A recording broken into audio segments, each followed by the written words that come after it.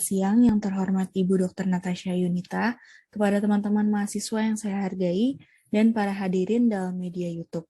Sebelumnya, perkenalkan, saya Nur Anissa Dityasari bersama dengan rekan saya, Amanda Asya Hidayat, dan juga Alvina Hayati.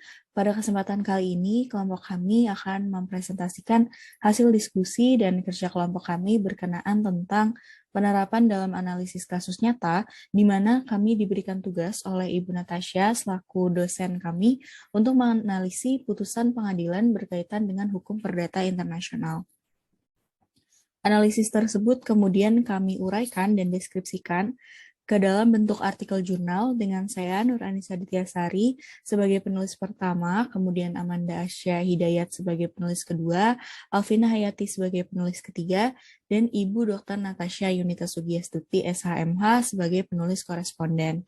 Tujuan diadakannya penulisan tersebut tidak lain dan tidak bukan karena kami mengharapkan adanya suatu diskusi efektif bersama teman-teman. Tanpa melanjut lebih jauh, artikel jurnal tersebut pun kami tuangkan ke dalam media interaktif berupa presentasi pada kesempatan kali ini. Penjelasan akan dimulai dengan bagian abstrak yang akan dijelaskan oleh Saudari Alvina Hayati. Abstrak menyoroti hubungan Einstein, yakni meliputi WNI dengan WNA baik di Indonesia maupun di luar Indonesia. Sehubungan dengan hal ini, kami menganalisis lebih lanjut berkaitan dengan putusan 3 tingkat peradilan dari Pengadilan Negeri, Pengadilan Tinggi, dan Mahkamah Agung, khususnya kasus antara Yu Chunjung selaku penggugat dengan Nyonya Telly Leong, Christian Theodore, and Ang Frankie Anthony selaku para tergugat. Tujuan penulisan artikel jurnal ini adalah untuk menganalisis lebih lanjut putusan hakim dan pertimbangan hukum kasus tersebut, serta keterkaitannya terhadap HPI itu tersendiri, yang nantinya dikembangkan melalui asas adat. Issues on international civil law focuses on the matter of choice in law, particularly highlighting external relations between Indonesian citizens and the foreigners, both in the domestic and international domain. This article would further analysis the decision made within judicial level, starting from the district court, the high court, to the Supreme Court, particularly on the case between Yu Chunjung as the plaintiff and Mrs. Telly Leong, Christian Theodore, and Frankie Anthony as the defendant. Latar belakang. Perkara yang melibatkan hukum perdata internasional adalah yang melibatkan antara warga negara Indonesia dengan warga negara asing. Sebagaimana yang melatar belakangi kasus adalah hubungan antara penggugat warga negara asing asal Taiwan bernama Yu Chunjung dengan tergugat warga negara Indonesia bernama Nyonya Telly Leong, turut tergugat 1 bernama Christian Theodore, dan turut tergugat 2 bernama Ang Frankie Anthony, bahwa keduanya pernah melakukan kerjasama, mengadakan perjanjian, melakukan perbuatan hukum di Indonesia, dan juga bahwa Yu Chunjung merupakan anak angkat dari almarhum Wang Changxiong, yaitu warga negara asing Taiwan. Duduk perkaranya yakni ketika berdasarkan surat kesepakatan bersama, penggugat berhak atas warisan almarhum Wang Changxiong berupa 16 objek sengketa tanah yang terletak di Palu, Sulawesi Tengah, Indonesia. Namun, kelima objek sengketa tersebut masih mengatasnamakan tergugat dan turut tergugat memiliki curiga yang beralasan. Penggugat kemudian mengajukan gugatan terhadap tergugat. Baik, kita akan membahas rumusan masalah. Di sini ada 4 rumusan masalah. Yang pertama, bagaimana penerapan hukum terhadap sengketa aset milik almarhum Mr. Wang Changxiong berdasarkan surat akta notaris. Yang kedua, bagaimana pertimbangan dan putusan hakim dalam pengadilan negeri pada studi kasus nomor putusan 4-PDTG-2018-PN-DKL.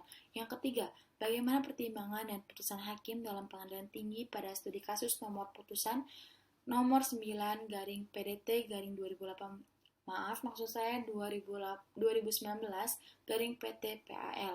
Yang ketiga, bagaimana pertimbangan dan putusan hakim pada tingkat kasasi yaitu Mahkamah Agung berdasarkan putusan nomor 486-K-PDT-2020.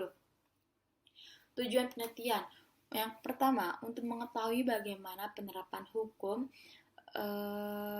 terhadap sengketa aset milik almarhum Mr. Wang Chengxiong berdasarkan surat akta notaris.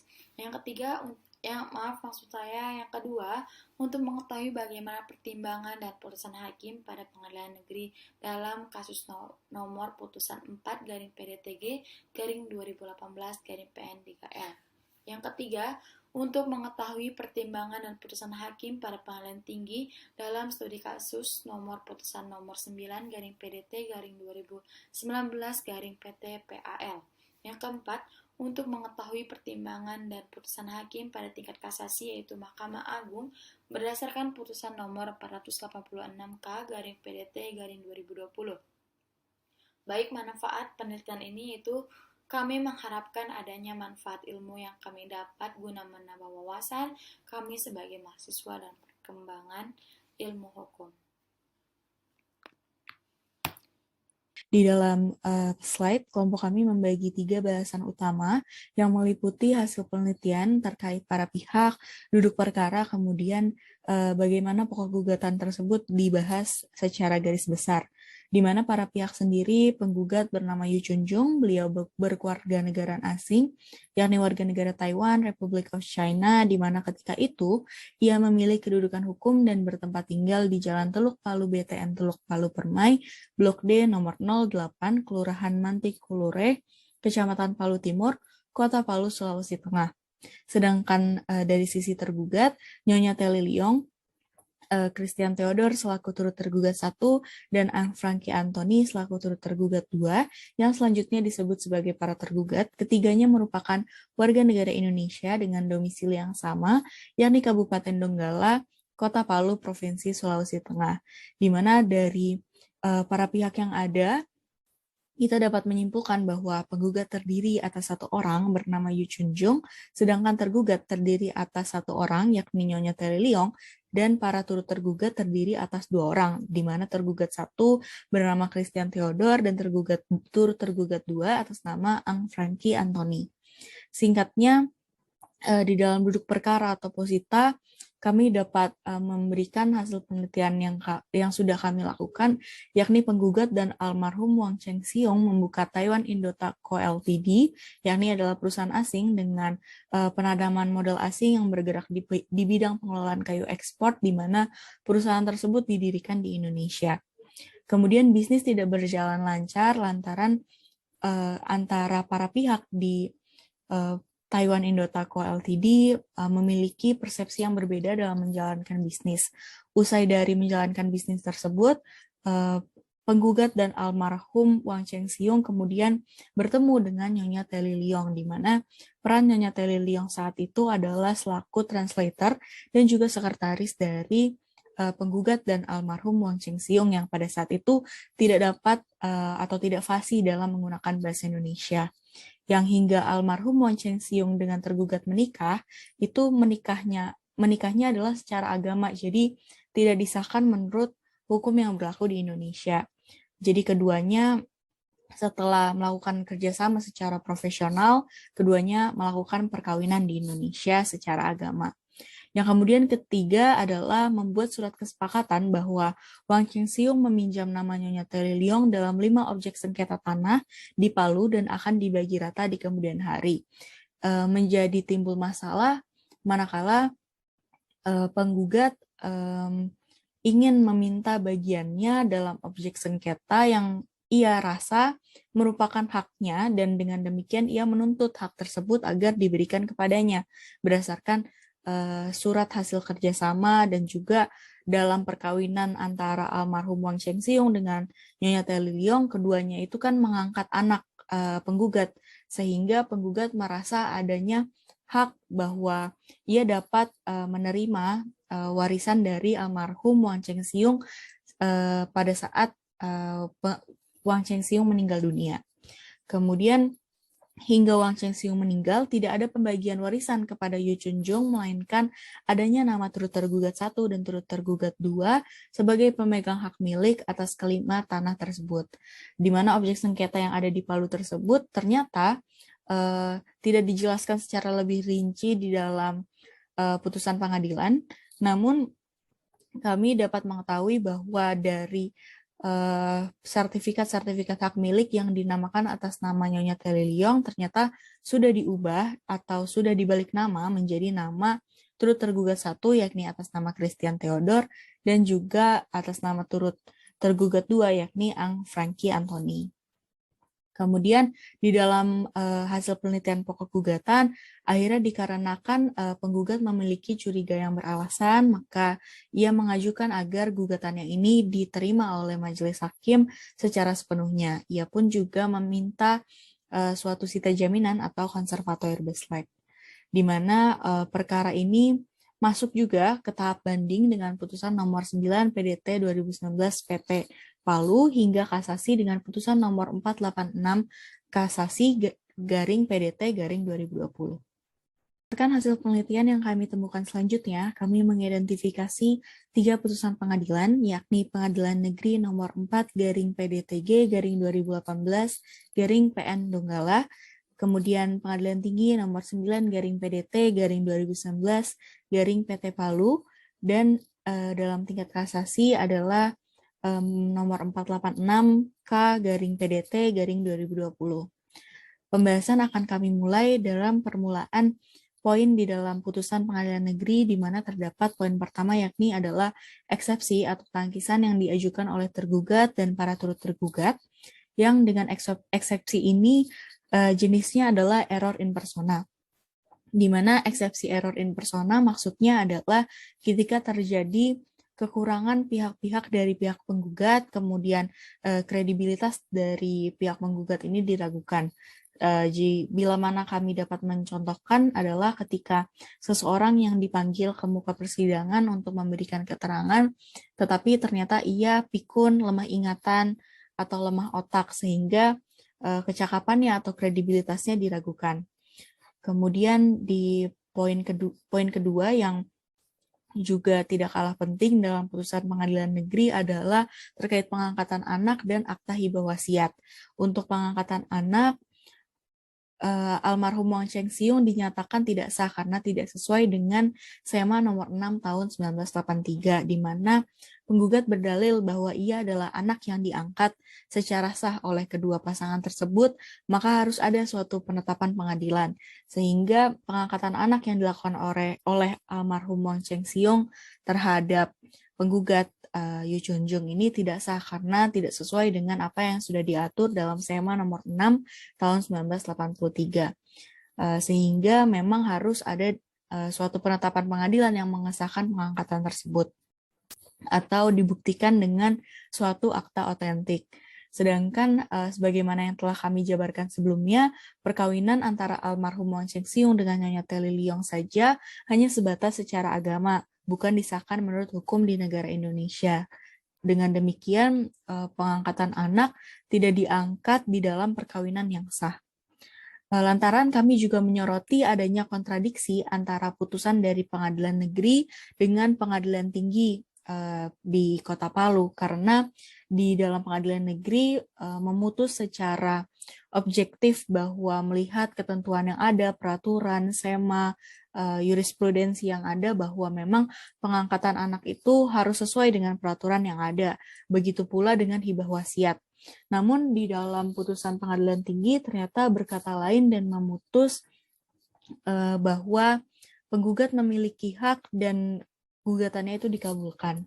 Sebagaimana dalam hal ini tidak menjadi kompetensi saya dalam menilai putusan yang mulia dan majelis hakim, namun jika diperbolehkan kami berpendapat, putusan pengadilan tinggi menurut kami sangat objektif kepada penggugat, tanpa menimbang SEMA maupun peraturan lain yang mengatur tentang warga negara Indonesia dengan warga negara asing.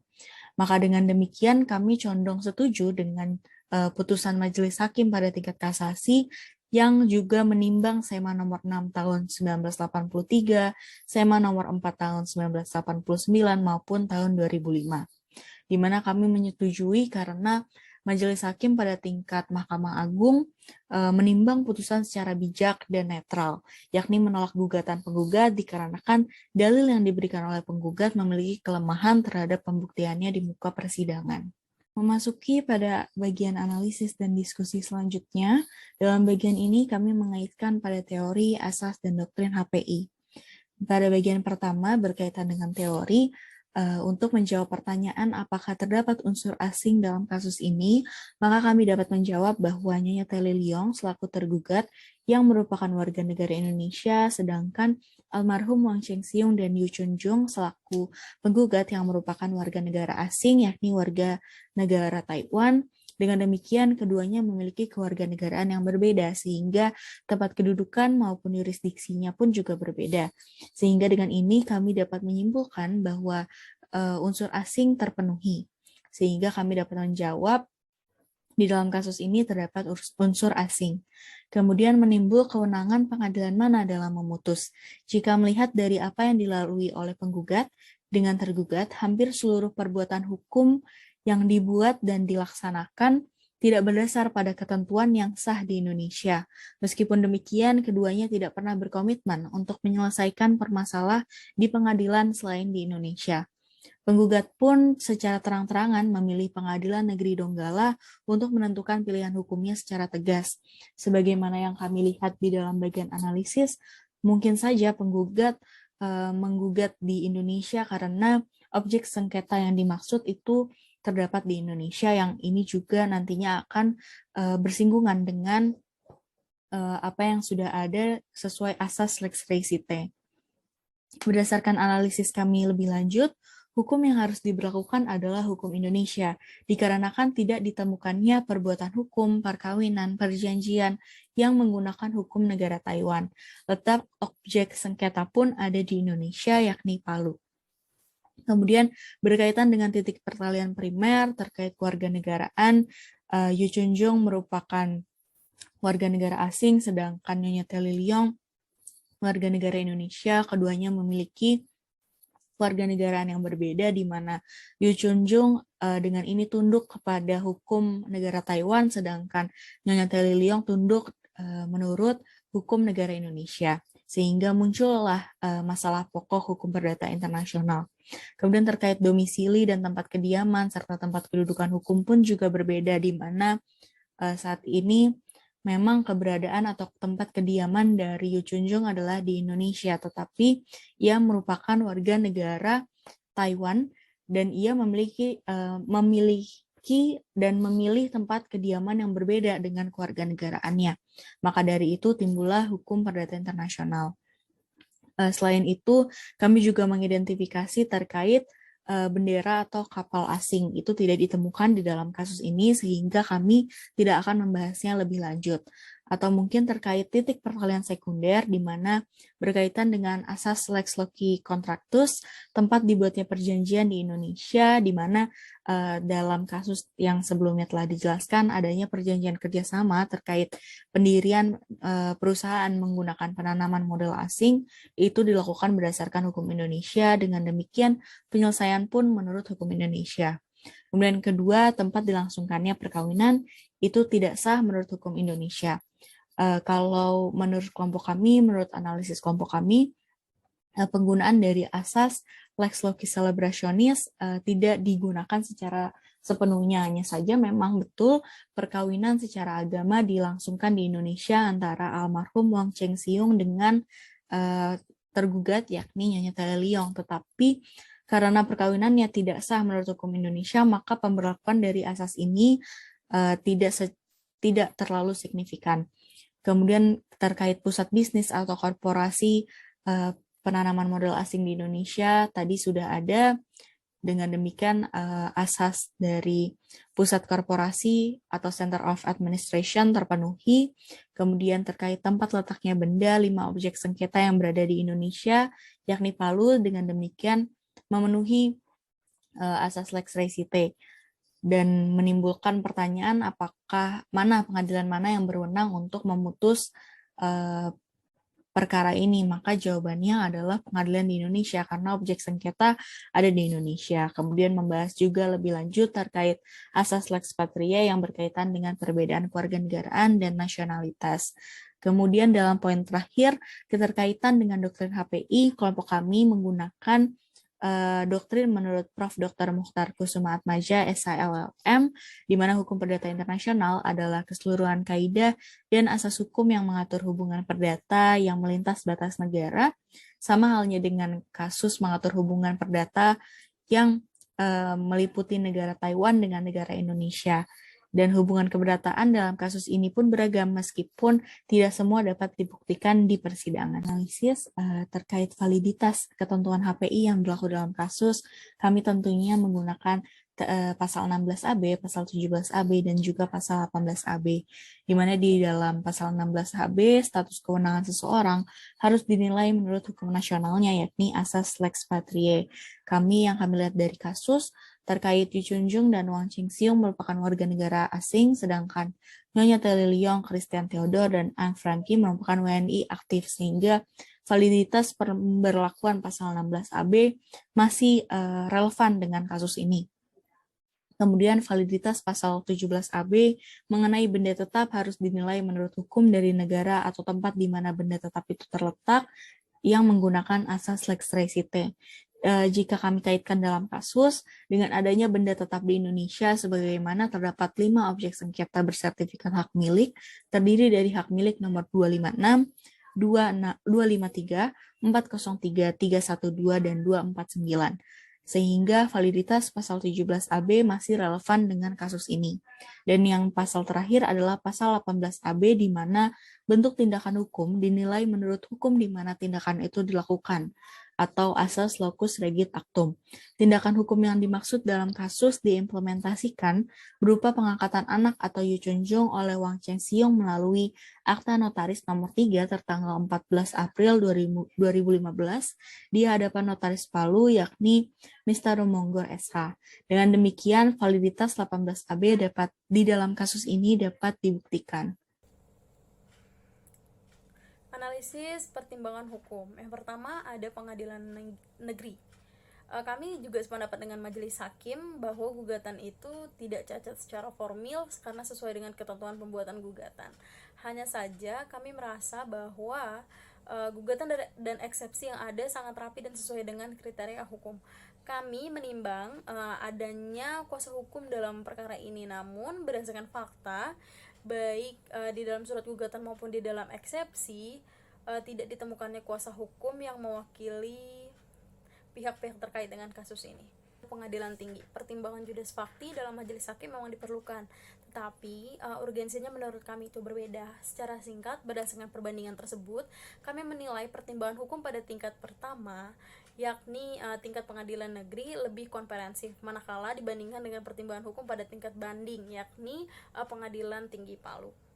Lalu yang ketiga ada Mahkamah Agung. Berdasarkan pertimbangan tersebut, kami juga sependapat bahwa pertimbangan hukum yang diberikan oleh MA bersifat singkat, padat, dan jelas, tidak berlarut-larut dan tidak menimbulkan kekeliruan atau ambiguitis yang bagi tiap-tiap pihak, baik itu dimenangkan maupun dikalahkan dalam persidangan. Selanjutnya ada analisis putusan pengadilan. Dalam pengadilan negeri, Tuan Wang Cheng bersama dengan Nyonya Telly Leong mengangkat Yu Chunju yang berkewarganegaraan Taiwan sebagai anaknya di daerah hukum Indonesia, serta menggunakan hukum Indonesia sebagai pilihan hukum yang diambil adalah ekstern karena dilakukan oleh pihak-pihak yang memiliki perbedaan kewarganegaraan.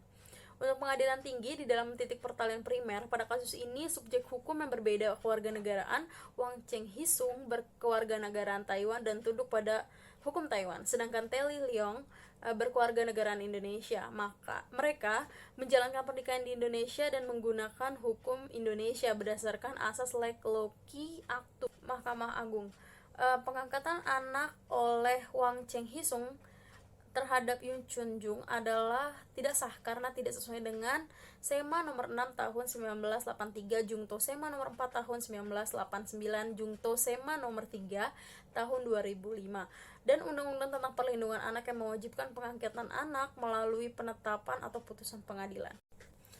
Selanjutnya adalah simpulan. Berdasarkan runutan peristiwa dan perbuatan hukum dalam kasus, kami dapat menyimpulkan bahwa permasalahan antara penggugat dengan tergugat menciptakan hubungan ekstern hukum perdata internasional atau HPI dikarenakan adanya titik pertalian yang terpenuhi.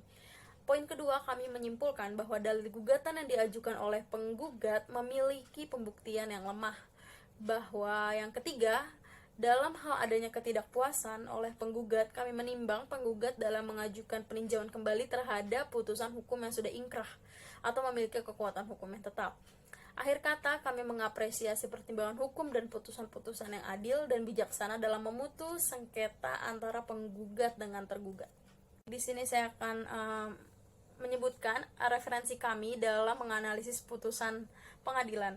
Di sini kita ada mengambil referensi dari buku Pak Gautama Sudargo, lalu ada dari Lubis, lalu ada SEMA nomor 2 tahun 1979 tentang pengangkatan anak, lalu ada pasal 1 angka 2 peraturan pemerintah nomor 56 tahun 2007 tentang pelaksanaan pengangkatan anak, lalu ada pasal 1 angka 3 UU nomor 25 tahun 2007 tentang penanaman modal, lalu ada UU nomor 1 tahun 1974, lalu ada buku dari Pak Seto, Bayu Seto. Dan kami juga melampirkan berkas putusan pertama, lalu putusan banding dan putusan kasasi. Demikian presentasi yang dapat kami paparkan. Mohon maaf jika di dalam prosesnya masih terdapat kesalahan baik perkataan maupun perbuatan. Kami juga membuka lebar-lebar terkait saran maupun masukan yang membangun dari Ibu Natasha sendiri atau teman-teman lainnya. Terima kasih atas atensinya. Wassalamualaikum warahmatullahi wabarakatuh.